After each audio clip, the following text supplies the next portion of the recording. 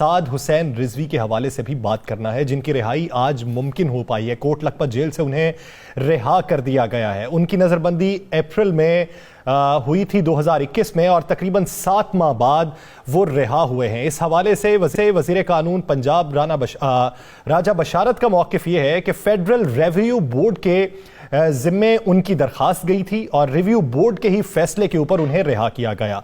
जबकि एजाज चौधरी साहब का मौक़िफ़ ये है कि खुशाइंद बात है, उनकी रिहाई हो गई। मैं उनके पास मुलाकात के लिए भी जाऊंगा और आने वाले दिनों में वो सियासत में भी अहम समत में अपनी राह को गामजन करेंगे। तो इस पूरे मंजरनामे में बात करते हैं, रुख करते हैं राना साहब का। राना साहब, साद हुसैन रिजवी की रिहाई का मंजर आम पे आना और रिहाई का मुमकिन हो जाना, क्या समझते हैं आने वाले दिनों में मुस्बत पैगाम है कोई? और जिस तरह से हुकूमती लोग काफ़ी पुरअज़्म दिखाई देते हैं, तो उनका जो पुरअज़्म होना है उसकी वजूहात क्या है? बिस्मिल्लाहिर्रहमानिर्रहीम।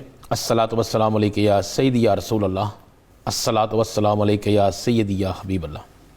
या सर देखें, पहली दफ़ा हुकूमत और तहरीक लब्बैक के दरमियान कोई एक मुआहिदा ऐसा है जिस पर मुकम्मल तौर पर अमल दरामद किया गया है, और ये अमल दरामद दोनों इतराफ़ से किया गया है। हम इस पर क्रेडिट देंगे हुकूमत को भी, ख़ासकर हुकूमत को भी, कि जिन्होंने मुश्किल तरीन फ़ैसले, आपको पता है कि दीगर अपोजिशन जमातें जो हैं और बहुत से तज्ज़ियाकार जो हैं हुकूमत को तनकीद का निशाना इस पर बना रहे हैं। बहुत बहुत मारूफ एंकर्स ने भी इस पर हुकूमत को तनकीद का निशाना बनाया, कई ट्वीट्स आए, बहुत आए, हुकूमत के अंदर से भी तनकीद का निशाना बने। लेकिन इसके बावजूद शाह महमूद कुरैशी की साहब की क़यादत में जो टीम बनी थी, उन्होंने इस पर मुकम्मल अमल दरामद करवाया। और तहरीक लब्बैक पाकिस्तान की तरफ से भी मैं समझता हूँ बहुत बड़ी बात है कि जिन्होंने उसी तरीके से वज़ीराबाद से वापस आके कोई रोड ब्लॉक नहीं किया, कोई सड़क ब्लॉक नहीं की, लब्बैक के नारे लगाते हुए वापस आए, लब्बैक लब्बैक लब्बैक या रसूलुल्लाह सल्लल्लाहु अलैहि वसल्लम के नारे लगाते वापस आए आके बैठ के। आज जब साद रिजवी अमीर जो हैं तहरीक लब्बैक पाकिस्तान के, आज उनकी जब रिहाई हुई है, तो आप मुझे देखें कि उनकी रिहाई बिल्कुल सादा तरीके से हुई। कोई बड़ा जुलूस नहीं था, ना उन्होंने किसी को कहा जुलूस के सूरत में आए, ना उन्होंने किया। हाँ, जब वो अपने घर पहुंचे तो वहाँ पर बेइंतहा लोग मौजूद थे, उनके तमाम चाहने वाले मौजूद थे। वहाँ पर आए, वहाँ पर आकर उन्होंने तमाम लोगों से मिले, और अभी थोड़ी देर पहले वो उन तमाम ज़ख्मियों के घरों से होके आए हैं जो ज़ख्मी हुए थे इस मार्च के दरमियान, जो शहीद हुए थे उनके घरों में भी जा रहे हैं। जब उसकी इसी तरीके से वो वहाँ पे जाएंगे जहाँ पे उनके लोग हैं। लेकिन 3 दिन चूँकि उर्स शुरू हो गया है खादिम हुसैन रिजवी साहब का, तो उर्स में तकरीबात में वो बैठेंगे। अब असल बात यह है कि इससे फ़ायदा किसको हुआ? एजाज साहब का तो कहना है कि जी हम इनके साथ सियासी इत्तेहाद करेंगे। बहुत सी सियासी जमातें हैं, आपको पता है कि एक तो बहुत से लोगों के अरमान जो है वो ख़त्म हो गए। बहुत से लोग चाहते थे कि ये बाहर ना आए, दोबारा एक धरना बने, दोबारा एहतजाज का सिलसिला शुरू हो, हुकूमत के लिए में इंतहा मुसीबतें हो। हुकूमत ने दानिशमंदी से काम किया और इसको साद रिजवी साहब जो हैं इनको रिहा कर दिया, वो उन रिलीज़ होकर आ गए। मैं आपको एक बड़ी तो क्लियर बात बता दूँ, बिल्कुल क्लियर, ये बिल्कुल झूठ है जितनी सियासी जमातें कह रही हैं, बिल्कुल गलत कह रही हैं तमाम सियासी जमातें। तहरीक लब्बैक पाकिस्तान, मेरी बात हुई अज़ुमादारान से, वो किसी से इंतहाबी इत्तेहाद नहीं कर रहे। अच्छा। या सर वो किसी से इंतहाबी इत्तेहाद नहीं कर रहे, वो किसी के साथ इंतहाबी इत्तेहाद नहीं करेंगे। वो इंतहाबी सियासत में अपने ही निशान से, अपनी ही जमात के प्लेटफॉर्म से इलेक्शन में हिस्सा लेंगे।